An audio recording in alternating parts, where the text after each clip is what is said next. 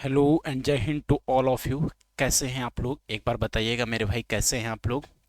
उसके बाद हम अपनी क्लासेस स्टार्ट करते हैं। जैसा कि आप जानते हैं मेरे भाई कि हर रोज हम 15 क्वेश्चन डिस्कस करते हैं।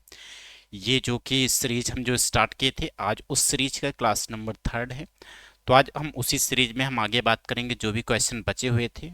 ऑलरेडी हम परसेंटेज डिस्कस कर रहे थे। परसेंटेज में दो क्लास में ऑलरेडी 30 क्वेश्चन हो चुके हैं। आज हम स्टार्ट करेंगे 31st से।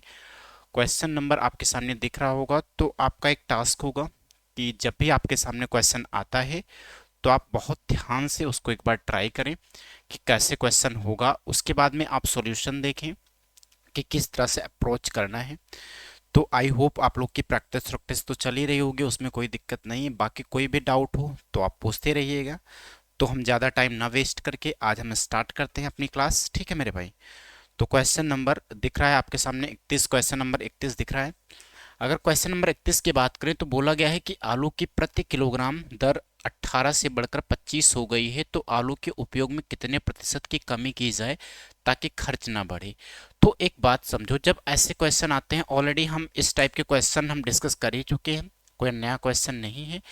पहले हमने बताया था कि कोई चीज़ जब जैसे कि कोई चीज़ का उत्पाद होता है या प्राइस होता है ना, कितना हम यूज़ कर रहे हैं। जैसे कोई चीज़ की अगर प्राइस बढ़ रही है तो हम, अगर आपको खर्चा सेम ही रखना है तो हम पहले ही बताए थे कि जब खर्चा सेम रखना है तो आपको क्वांटिटी कम यूज़ करनी पड़ेगी। जैसे कि एग्जांपल में मान लो आप, जैसे कि आप यूज दाल का यूज़ करते हैं। दाल मान लेते हैं कि 25 रुपये पर केजी था, 25 से वो 30 हो गया। तो अगर मान लो 25 रुपये केजी था जब आप यूज करते थे, 10 किलो यूज करते थे। अब जब 30 हो गया तो आपको वहां पे 10 किलो ना यूज करके कम यूज करना पड़ेगा, इसलिए क्योंकि आप खर्चा वहां पे सेम रखना चाहते थे। जितना खर्चा पहले हो रहा था उतना ही खर्चा आपको रखना है। तो वहां पे आपको रिवर्स से मल्टीप्लाई करना होता है। जैसे इस क्वेश्चन में कहा गया है कि इसमें आलू की प्रति किलोग्राम 18 से बढ़कर 18 से 25 हो जाता है। तो एक बात ये समझे, जब 18 से 25 हुआ है तो बढ़ा कितना है? 7 बढ़ा है। आपको खर्चा सेम ही रखना है, तो जब भी खर्चा सेम रखना है तो इसको रिवर्स किया जाता है। खर्चा सेम रखने का रिवर्स किया जाता है, जैसे 25 से 18 करना पड़ेगा, तभी तो यहाँ पे खर्चा बराबर आएगा। या 18 25 जो भी होगा, 18 का 5 90, 90 हो जाएगा। 18 का 2 36 हो जाएगा, तो 450 हो जाएगा। इधर भी 450। तो जब 25 से आप 18 करेंगे तो आप 7 माइनस करेंगे कितने पे? 25 पे।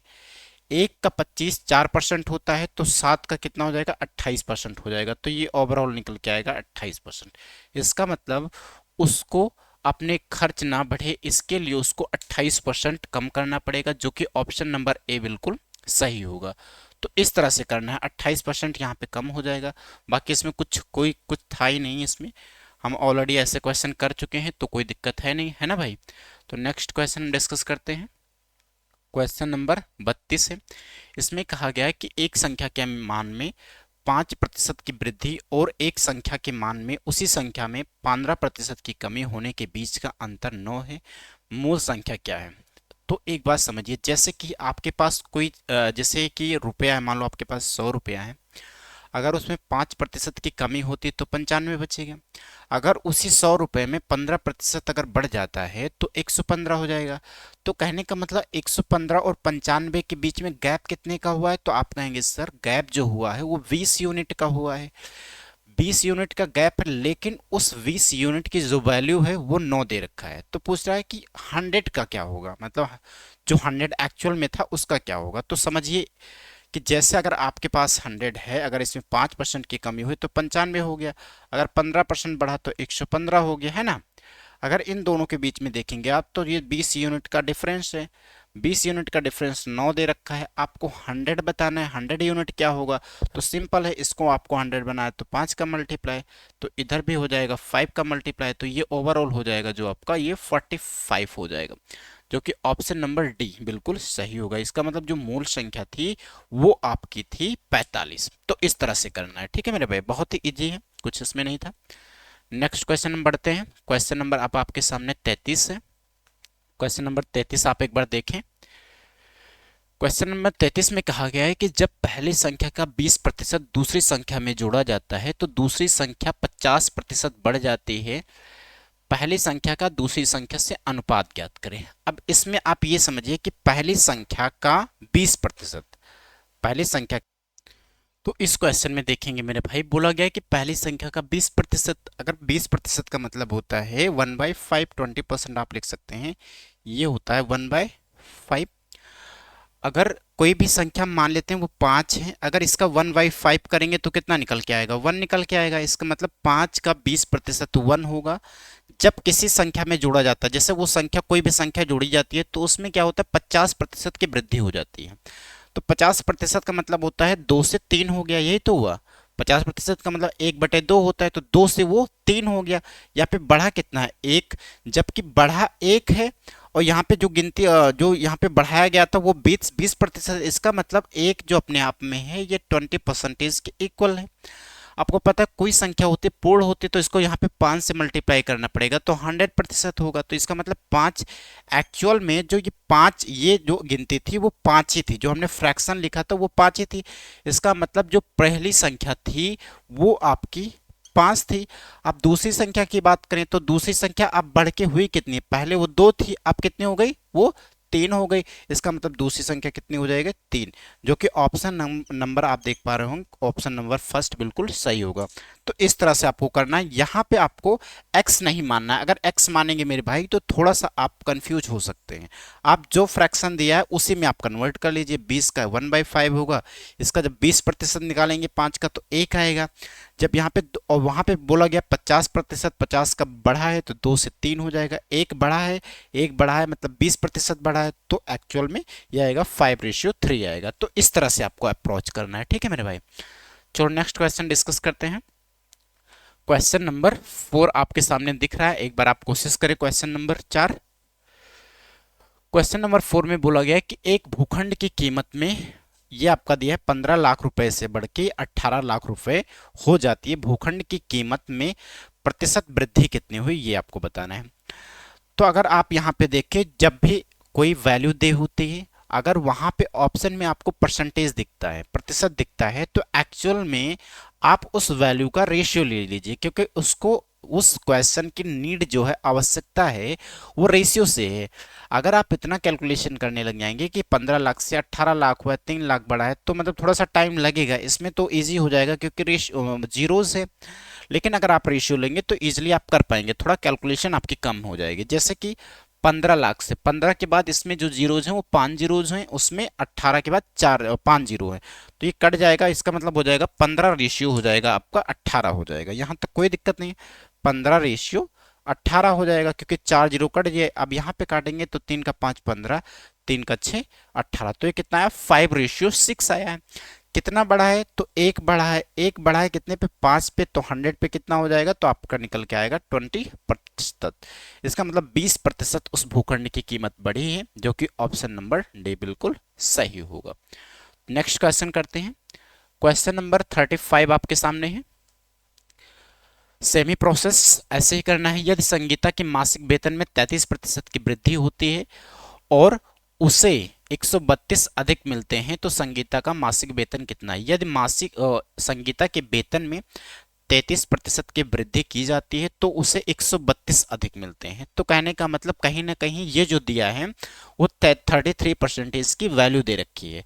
तो सिंपल है, 33% की वैल्यू यहाँ पे दिया है, 33% की वैल्यू 100 कितना दे रखा है, 132 दे रखा है। ये कितने मतलब ये देखेंगे तो कितना गुना है, तो आप कहेंगे सर ये 4 टाइम्स है ना। मतलब 1% जो होगा वो 4 के इक्वल हो जाएगा। 4 का 3 12, 4 का 3 12 13, तो 100% जब आप निकालेंगे तो ये हो जाएगा 100 से मल्टीप्लाई। तो इसका मतलब एक्चुअल जो में जो संख्या थी वो थी 400, ठीक है। उसे 132 अधिक मिलता है। संगीता का मासिक वेतन, संगीता के मासिक वेतन में 33 की वृद्धि होती है, ठीक है मेरे भाई, तो उसे 132 अधिक मिलते हैं। अगर 33 की वृद्धि हुई तो उसको 132 अधिक मिले। संगीता का मासिक वेतन क्या है, तो इसमें आप देखेंगे तो ये निकल के आ रहा है 400, मतलब 40,000 आएगा, है ना, नहीं 400 आएगा। ठीक है, एक बार देखते हैं फिर से इसमें क्या दिक्कत है। इसमें 33% की वृद्धि है, तो मेरे भाई इसमें देखेंगे एक्चुअली में इसमें थोड़ा सा ये गलत हुआ है कि 33% ना हो के यहाँ पे जो लिखा गया है 33% के, अगर 33% होता तो ये बिल्कुल सही था, लेकिन यहाँ पे 33% ना होके मिस टाइप हुआ है, यहाँ पे 33% नहीं है। यहाँ पे जो आपका दिया था एक्चुअल में वो दिया था 3 होल 2/3% दिया था। इतना बढ़ा था, इतना बढ़ने के बाद जो एक्चुअल में बढ़ा कितना था, वो 132 बढ़ा था, है ना, 132 बढ़ा था। तो यहाँ पे देखेंगे 3 होल 3/2/3 बढ़ा है, तो 132 बढ़ा है। अगर आप इसको फ्रैक्शन में करेंगे तो ये हो जाएगा 11 अपॉन कितना हो जाएगा 300। 300 इस तरफ चला जाएगा तो 132 मल्टीप्लाई हो जाएगा 300। आप एक यूनिट निकालेंगे, एक यूनिट निकालेंगे तो आपका यहाँ से निकल के आएगा, ये 11 यूनिट की वैल्यू है ना। अगर एक यूनिट निकालेंगे तो ये हो जाएगा 11 का ये 22 हो जाएगा, नहीं 11 यहाँ पे हो जाएगा 12 हो जाएगा, इंटू क्या हो जाएगा 300 हो जाएगा। तो 12 का 3 कितना हो जाएगा 3600। एक्चुअल में वो जो प्राइस था, जो मासिक वेतन था, वो आपका था 3600, जो कि ऑप्शन नंबर डी बिल्कुल सही होगा। तो इस तरह से आपको करना है, ठीक है। वहां पे 33% नहीं, वहां पे मिस टाइप होके ये जो 3 था इसके बगल लिख दिया गया था, ठीक है, तो उससे कोई दिक्कत नहीं है। अगर 33% होता तो वहां पे वो बिल्कुल सही था। यहाँ पे 3 होल 2/3% है, 132 बढ़ा है, तो इस तरह से कर लेंगे, कोई दिक्कत नहीं है, कॉन्सेप्ट वही है सेम। तो नेक्स्ट क्वेश्चन नंबर बढ़ते हैं। क्वेश्चन नंबर अब हम आपके सामने होगा, वो क्वेश्चन नंबर 36 होगा। एक बार क्वेश्चन नंबर 36 आप लोग देखें कैसे होगा क्वेश्चन। सॉरी, क्वेश्चन नंबर 36 में कहा गया है कि यदि y का x% 90 के 2/3 के बराबर है तो एक्स वाई का मान आपको बताना है। कोई दिक्कत नहीं है, y का x%, ठीक है, y का x% पहले लिख लेते हैं, 90 के 2/3 के बराबर है तो एक्स वाई बताना है आपको। कोई दिक्कत नहीं, आपको यही एक्स वाई बताना है ना। तो 3 से ये 30 चला जाएगा, कोई दिक्कत नहीं। ये अब इसको प्रतिशत को हटाएंगे तो ये डिवाइड में जाएगा 100, इधर जाके मल्टीप्लाई हो जाएगा, तो ये आपका हो जाएगा 3 का 2 6, 6000 हो जाएगा, जो कि ऑप्शन में 3 का 2 6, 30 का 2 60 हो जाएगा। 60 का जब 100 से मल्टीप्लाई होगा तो एक्स वाई जो आपका निकल के आएगा वो निकल के आएगा 6000, जो कि ऑप्शन नंबर आपके सामने वी बिल्कुल सही होगा। तो इस तरह से करना है, एक्स वाई आपसे पूछा था, एक्स वाई निकल के आ गया। अब नेक्स्ट क्वेश्चन बढ़ते हैं। क्वेश्चन नंबर आपके सामने 37 है। क्वेश्चन नंबर 37 एक बार आप देखें।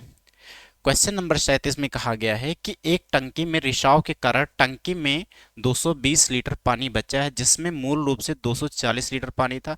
पानी का प्रतिशत हानि क्या है, मतलब कितना पानी लॉस हुआ है, ये आपको बताना है। कोई दिक्कत नहीं, यहाँ पे पहले ही हम बता चुके हैं आपको, जो प्रतिशत पूछता है ऑप्शन में प्रतिशत होता है तो आप रेशियो ले लीजिए। रेशियो लेने से फायदा ये होता है कि आपकी कैलकुलेशन वहां पे कम हो जाती है। इस तरह से करना है। अगर वहां पे देखेंगे मेरे भाई, तो यहाँ पे देखेंगे तो 240 से 220 हो गया है ना, 240 से 220 हो गया, कैंसिल आउट कर दीजिए, तो ये 12 से कितना हुआ गया है 11, एक कम हुआ है 12 पे, तो ये एक कम हुआ है 12 पे, एक कम हुआ है 12 पे, तो 100 पे कितना हो जाएगा, तो आप देखिए 4 का 3 12 होता है, 4 का 25, ये 8.33 आएगा, जो कि ऑप्शन नंबर वी बिल्कुल सही होगा। तो इस तरह से करना है। आप यहाँ पे रेशियो ले लीजिए, इसका कोई मतलब नहीं, रेशियो लेंगे क्योंकि हमें इसमें बताना है, प्रतिशत में बताना है, तो प्रतिशत में हम रेशियो ले सकते हैं, क्योंकि एक्चुअल जो वैल्यू थी, एक्चुअल जो मान था, उसका कोई मतलब ही नहीं था यहाँ पे, बस आपको कंफ्यूज कर रहा था। यहाँ पे रेशियो लेके आप इजिली कर सकते हैं, है। क्वेश्चन नंबर अब आपके सामने आता है 38। क्वेश्चन नंबर 38 में कहा गया है कि एक संख्या के 110% और समान संख्या के 94.5% के बीच का अंतर 34.1 है, तो वास्तविक में एक्चुअल में वो संख्या क्या है, ये बताना है आपको। तो यहाँ पे देखेंगे तो 110% दिया है, कोई दिक्कत नहीं, 110% दिया है, फिर दिया है 94.5% दिया है। इनके बीच में डिफरेंस आपको जो दे रखा है वो दे रखा है 34.1 दे रखा है। यहाँ पे आप देखेंगे तो इसमें 94 में 6 जुड़ेगा, मतलब 5.5 जुड़ेगा, तो ये 100 हो जाएगा। यहाँ पे 10 है तो इसका मतलब 10 5 15, 15.5 यूनिट की जो वैल्यू है वो है 34.1। यहाँ पे देखेंगे तो आप ये कितनी बार जाएगा, तो 15 का अगर 2 कराएंगे तो ये हो जाएगा 31 समथिंग हो जाएगा, ठीक है। तो यहाँ पे आप अगर, हाँ 15 का 2 ठीक है। आपसे पूछा क्या है, वास्तविक संख्या क्या है, मतलब आपको 100 निकालना है, तो ये कर लीजिए 3 4 1 डिवाइड बाई 1 5 5 ये हो जाएगा 1.55 हो जाएगा। इसको आपको 100 यूनिट बतानी है, यहाँ पे पॉइंट हटेगा तो एक जीरो बढ़ जाएगा। तो ये कितनी टाइम्स जाएगा? तो आप अगर आप 11 से करेंगे तो 11 से तो जाएगा नहीं, 7 से करेंगे तो 7 का 2 14 होता है, एक बचेगा। ठीक है, ये 11 से भी नहीं जाएगा। 19 से, हाँ 19 से जाएगा, 19 से करेंगे तो 19 का 19 हो जाएगा, फिर 19 से यहाँ पे 19 दिक्कत करेगा। तो यहाँ पे अगर कैलकुलेशन, तो यहाँ पे देखेंगे तो 155 से करेंगे तो ये 155 दो हो जाएगा, 155 से दो करेंगे तो 15 का दो 30, मतलब 300 हो जाएगा, 310 हो जाएगा, 310 31 बचा, 31 में फिर करेंगे तो 155 को दो बार करेंगे तो ये 2.2 निकल के आएगा। 2.2 जब 1000 से मल्टीप्लाई होगा तो आपका ये हो जाएगा 2200, जो कि ऑप्शन नंबर आपका 2200 नहीं, यहाँ पे 220 हो जाएगा, एक पॉइंट से एक जीरो कैंसिल आउट हो जाएगा। तो यहाँ आपका निकल के आएगा 220 निकल के आएगा, जो कि ऑप्शन नंबर सी बिल्कुल सही होगा। तो इस तरह से आपको अप्रोच करना है। सॉरी, क्वेश्चन नंबर सी हो गया। अब क्वेश्चन नंबर 38 तक हम कर चुके हैं ऑलरेडी। क्वेश्चन नंबर अब आपके सामने है 39। क्वेश्चन नंबर 39 आप एक बार देखें क्या कहना चाहता है क्वेश्चन नंबर। क्वेश्चन में कहा गया है मेरे भाई कि एक नई कार की लागत 12,80,000 से रुपए है। पहले वर्ष में इसकी कीमत 25% कम होती है और पहले वर्ष के अंत में इसका मूल कीमत क्या है? कोई दिक्कत नहीं, 12,80,000 है, 12,80,000, यहाँ पे 12,80,000। पहले वर्ष में इसकी कीमत 25% कम होती है तो पहले वर्ष के अंत में इसका मूल्य क्या होगा? तो जब 25% कम होता है तो बचा कितना? 75 बचा। तो ये 3/4 हो जाएगा, क्योंकि 25% का मतलब 1/4 होता है। जब एक कम हो गया तो ये मल्टीप्लीकेशन में मतलब गुणा, इसका जो गुणक होगा वो 3/4 बचा है। 4 से करेंगे तो 4 का 3 12, 4 का 2 8, 32 का 3 से करेंगे तो ये 96 निकल के आएगा, जो कि ऑप्शन नंबर अगर आप देख पा रहे होंगे तो ऑप्शन नंबर बी बिल्कुल सही होगा। 96 के बाद 4 जीरो हो जाएंगे, ये डी और बी ऑप्शन बिल्कुल सही होगा। तो इस तरह से आपको करना है। यहाँ रेशियो का कोई मतलब नहीं था, क्योंकि एक्चुअल में यहाँ पे पूछा तो यहाँ पे रेशियो नहीं लेंगे। आई होप आपको समझ में आया होगा। क्वेश्चन नंबर नेक्स्ट डिस्कस करते हैं। क्वेश्चन नंबर अब आपके सामने है जो मेरे भाई, वो है क्वेश्चन नंबर 44। क्वेश्चन नंबर 44 एक बार आप देखें। क्वेश्चन नंबर 44 में कहा गया है कि यदि नियत तिथि से पहले बिजली बिल भुगतान किया जाता है तो बिल की राशि पर 5% की छूट प्राप्त होती है। यदि एक व्यक्ति को 350 की छूट राशि प्राप्त होती है तो बिजली की बिल राशि क्या है? बहुत सिंपल है। इस टाइप से आपको बहुत सारे क्वेश्चन आपको मिल जाएंगे जो इसी लैंग्वेज पे होंगे। जो आप देख रहे हैं क्वेश्चन, क्वेश्चन करने का मतलब ये होता है कि जब भी क्वेश्चन आप देखते हैं तो उसमें एक लॉजिक ये होता है कि एक ही लैंग्वेज पे डाटा बदल बदल के क्वेश्चन आता है। जो मोस्टली क्वेश्चन, जैसे आपके जो एग्जाम में 20 क्वेश्चन आएंगे उसमें 10 से 12 क्वेश्चन ऐसे होंगे जो प्रीवियस ईयर के डाटा को ही उठाया गया होगा, लेकिन लैंग्वेज को उठाया गया होगा, बस उसका डाटा चेंज होगा। तो आपको इतनी प्रैक्टिस करनी है कि जैसे ही आप क्वेश्चन देखें आपको पता चल जाए कि इसमें, ये आपको ना सोचना पड़े कि इसमें एक्चुअल में करना क्या है। जैसे अगर आप ये सोचने लगे कि करना क्या है तो आप बहुत पीछे हो जाएंगे, है ना भाई। तो मतलब इतनी प्रैक्टिस होनी चाहिए कि आपके दिमाग में घूम जाए कि इसमें एक्चुअल में होना क्या है, बस आपको वहाँ सोचना ना पड़े।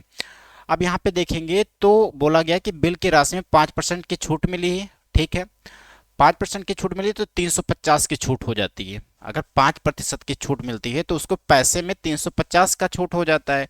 बिल्कुल सही है, कोई दिक्कत नहीं है। अब आपसे पूछा है कि एक्चुअल में वो प्राइस है क्या, तो अपने आप में 100% क्या होता है, अपने आप में कोई चीज़ 100% होती है तो आपको इसको 100 बनाना है तो 20 का मल्टीप्लाई करा दीजिए।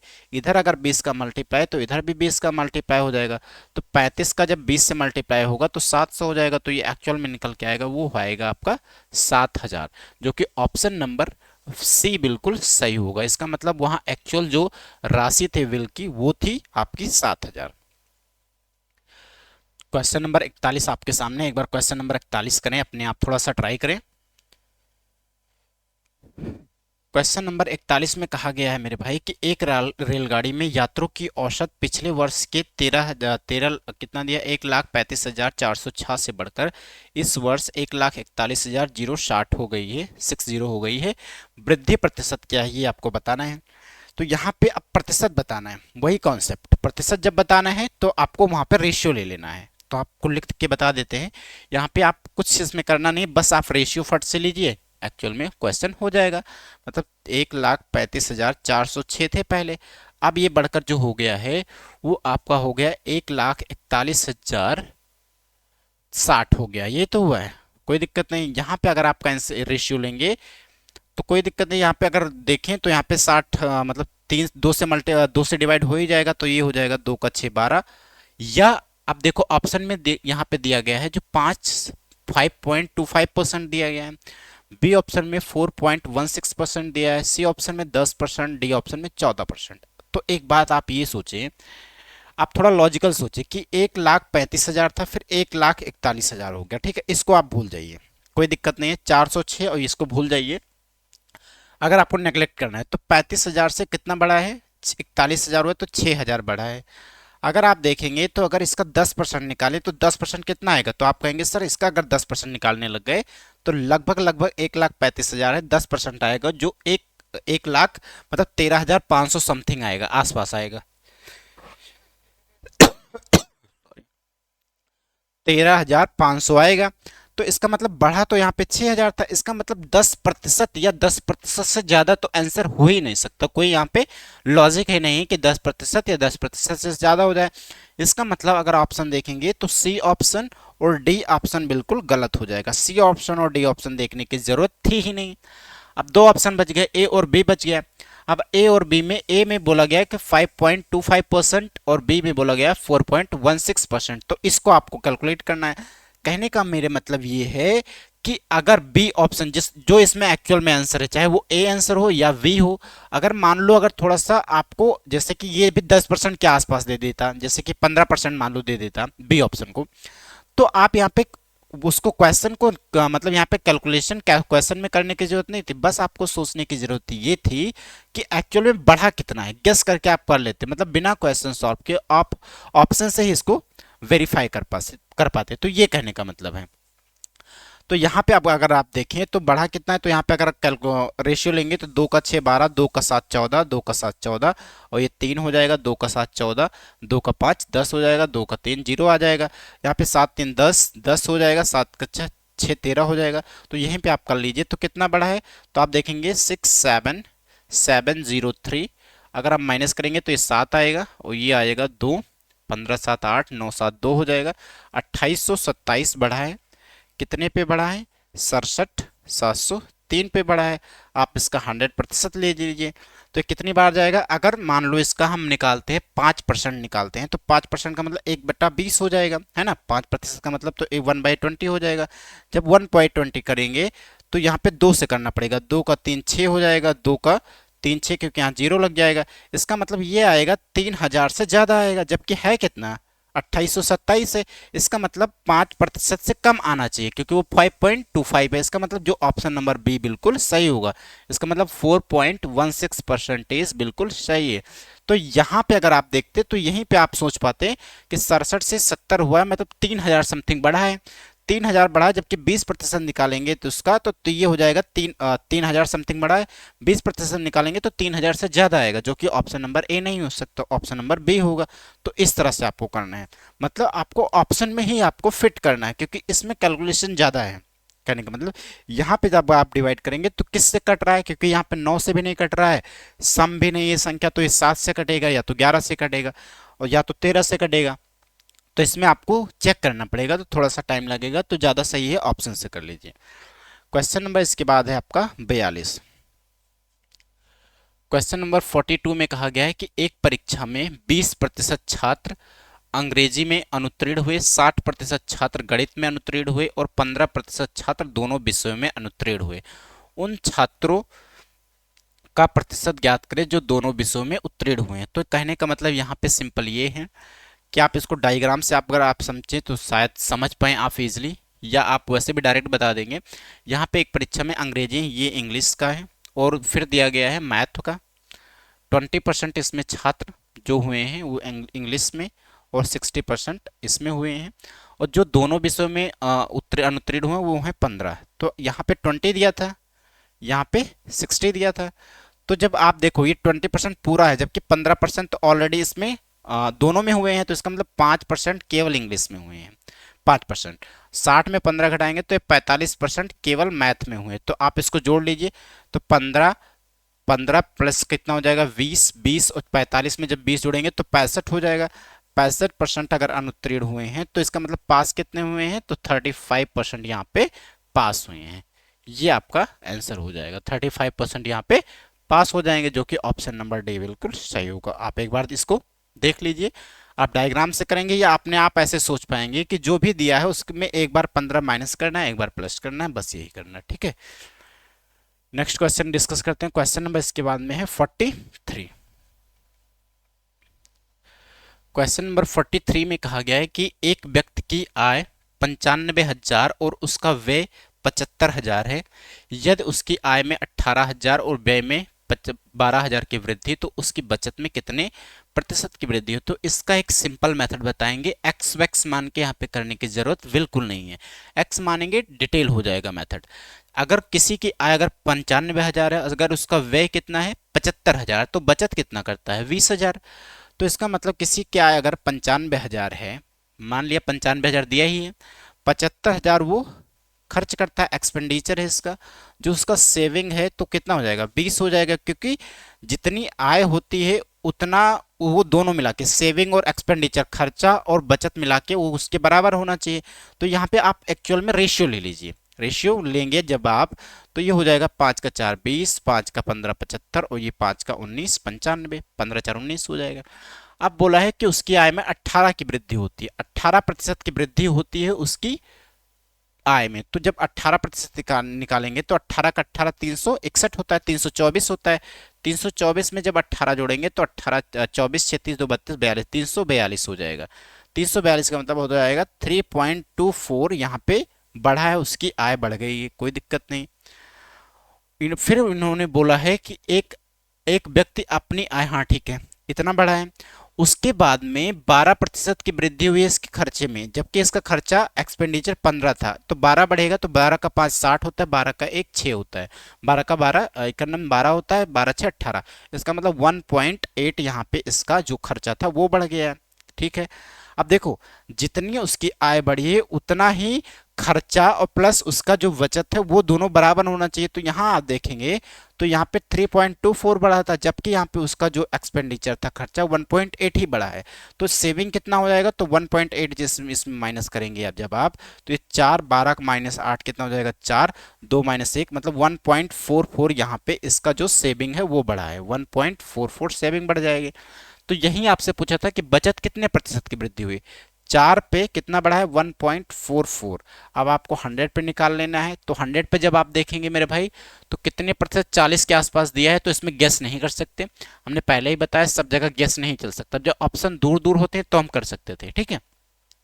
तो 25 चला जाएगा, तो 25 करेंगे तो 25 का 4 100 होता है, कितना 10 हो जाएगा, 25 का 4 100, 110, 110 का मतलब 0 हो जाएगा, 11 हो जाएगा। 25 का 1 25 होता है, 25 में 11 जब जोड़ेंगे तो कितना हो जाएगा, 25 26 10 36 हो जाएगा। इसका मतलब यहाँ पे ओवरऑल जो बढ़ा था वो 36% बढ़ा था, जबकि 36% तो है नहीं यहाँ पे, है ना। तो एक मिनट, यहाँ पे कुछ 75 20 95, 5 का 15, 15 का 5 75 होता है, 5 का 4 20 होता है, 19 का 5 95 होता है, ठीक है। यहाँ पे जो बढ़ा था 18% बढ़ा है और 12% बढ़ा है, 12 5 60 होता है। और फिर इसकी बचत में कितने प्रतिशत की वृद्धि होगी, तो 18 यहाँ पे जब माइनस करेंगे 1.80 माइनस करेंगे तो ये आपका निकल के आएगा। तो यहाँ पे देखिए, देख रहे हैं आप, यहाँ पे क्या हुआ, हाँ सॉरी, यहाँ पे हुआ होना चाहिए 2 4 ना होके यहाँ पे 4 2 होगा। अगर आप 19 का 18% निकालेंगे तो यहाँ पे 4 2 हो जाएगा, क्योंकि 8 9 72 2 आएगा पीछे, है ना। जब यहाँ पे 3.42 आया है, और यहाँ पे अगर आप देखेंगे तो 15 का कितना प्रतिशत बोला था, 12 बोला था, तो 1.8 हो जाएगा। जब 1.8 इसमें अगर माइनस करेंगे तो बचेगा मेरे भाई यहाँ पे 1.62 बचेगा। यहाँ पे कैलकुलेशन मिस्टेक है, कोई दिक्कत नहीं, मेथड वही लगेगा। तो यहाँ पे अगर आप देखेंगे तो 4 पे 1.62 बढ़ा है, तो 100 पे कितना हो जाएगा, तो आप कहेंगे सर ये 25 टाइम चला जाएगा, ठीक है। 25 का 2 50 5 आएगा, 25 का 6 150, 150 में अगर 5 जोड़ेंगे तो कितना हो जाएगा 155। फिर कितना आएगा 15 हुआ, 25 का 1 25 होता है, 15 जोड़ेंगे तो 40 हो जाएगा। इसका मतलब आया जो 40.5% यहाँ पे उसकी सेविंग में वृद्धि हुई, जो कि ऑप्शन नंबर यहाँ पे डी बिल्कुल सही होगा। तो यहाँ पे देखिए एक बात, यहाँ पे गेस इसलिए नहीं कर पाए ऑप्शन से क्योंकि यहाँ पे जो दिया है वो 40 पॉइंट दिया है, मतलब 40 के सब नियर दिया है, आसपास दिया है। अगर ऑप्शन जैसे 40.5 जो कि ऑप्शन है, आंसर है, वो दिया होता, 50 दिया होता, 30 दिया होता, तो हम गेस कर लेते। लेकिन एग्जामिनर कभी कभी आपको कैलकुलेशन करवाना चाहता है तो वो बहुत ही क्लोज देगा ऑप्शन। ठीक है मेरे भाई, चलो नेक्स्ट क्वेश्चन डिस्कस करते हैं। क्वेश्चन नंबर अब आपके सामने जो है वो 44 है। क्वेश्चन नंबर 44 में कहा गया है कि ए अपने वेतन का 45% भोजन पर खर्च करता है और अपने वेतन का 5% वृद्धाश्रम में दान करता है। वो भोजन तथा जो वृद्धाश्रम में चैरिटी में है कुल 28,500 खर्च करता है। तो ए की आय क्या होगी? कोई दिक्कत नहीं, बहुत ही इजी है। इसमें जो पहले बोला गया है कि कितना कितना खर्च करता है वो आप देख लीजिए। पहले 45% फूड पे खर्च, मतलब भोजन पे खर्च करता है, और 5% वृद्धाश्रम पे, तो 5% हो जाएगा। टोटल खर्च कितना करता है? 50%। जबकि टोटल रुपए में कितना बचा है बताया है, यहाँ पे कितना दिया है? 28,500 दिया है ना, 28,500। आपको पता है टोटल जो आय होती है वो होती है 100%। तो आपको यहाँ पे अगर 100 बना तो 2 का मल्टीप्लाई हो जाएगा, तो यहाँ पे भी 2 का मल्टीप्लाई कराएंगे तो 28 का 2 56, 2 का 5 1 57।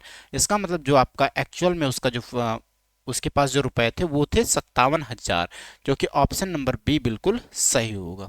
तो इस तरह से आपको करना, बस ये देखना है कि कितना कितना खर्चा करता है और एक्चुअल में कितना खर्च कर रहा है वो देखना था बस। क्वेश्चन नंबर आज का जो लास्ट क्वेश्चन होगा हमारा, क्वेश्चन नंबर यहाँ पे 45 आपके सामने है। क्वेश्चन नंबर 45 में कहा गया है कि संख्या 350 में 20 की वृद्धि की जाती है और फिर 25 की कमी की जाती है, इस प्रकार बनने वाली नई संख्या ज्ञात कीजिए। पहले तो 350 में 20% की यहाँ पे वृद्धि की गई है, ठीक है, 20% बढ़ाया गया है। तो 350 को जब 20% बढ़ाएंगे तो एक्चुअली में 20% का मतलब 6/5 हो जाएगा, कोई दिक्कत नहीं।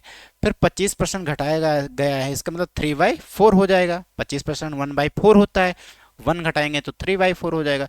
5 का 4 20 हो जाएगा, तो ठीक है, 5 का 4 20 हो जाएगा। 20 मतलब यहाँ पे अगर आप देखेंगे तो 4 का 5 20, 20 का मतलब 0 से कट जाएगा, 2 बचा, 2 से 3 कट जाएगा। 35 का देखेंगे तो 35 का 3 कितना होता है? 105। 105 का जब 3 से करेंगे तो 315 करना है, ठीक है। सब लिख लिख लिख के नहीं करना है, आप थोड़ा कैलकुलेशन माइंड में करें। तो ऑप्शन नंबर यहाँ पे देखेंगे डी बिल्कुल सही होगा। अब यहाँ देखो ऑप्शन नंबर बी बिल्कुल बेवकूफ़ों वाला था, मतलब इतना ज़्यादा नहीं हो सकता ना, 3244 नहीं हो सकता, तो उस पर कोई फोकस ही नहीं करना है। तो आज क्वेश्चन नंबर हम 15, मतलब टोटल जो हमारा क्वेश्चन था आज वो हम 15 क्वेश्चन आज किए हैं। तो नेक्स्ट क्लास में हम स्टार्ट करेंगे 46 से। ऑलरेडी हम 45 क्वेश्चन कर ही चुके हैं। बाकी कोई भी डाउट हो, हमें नहीं लगता कोई आपको डाउट होगा, क्योंकि हम इजी वे में आपको बताए हैं कि कैसे कैसे करना है, क्या आपको अप्रोच लगानी है, कैसे ऑप्शन को नेगलेक्ट करना है, ये सारा हम बात कर चुके हैं। तो ठीक है मेरे भाई, आप प्रैक्टिस करते रहिए, जो भी डाउट हो आप पूछते रहें, ऐसे ही आप प्रैक्टिस करते रहें। अभी तो एग्ज़ाम आ ही रहा है। नेक्स्ट क्लास में बाकी हम मिलते हैं, ठीक है। अपना ख्याल रखें, मस्त रहें, स्वस्थ रहें और प्रैक्टिस करते रहें। जय हिंद एंड जय भारत।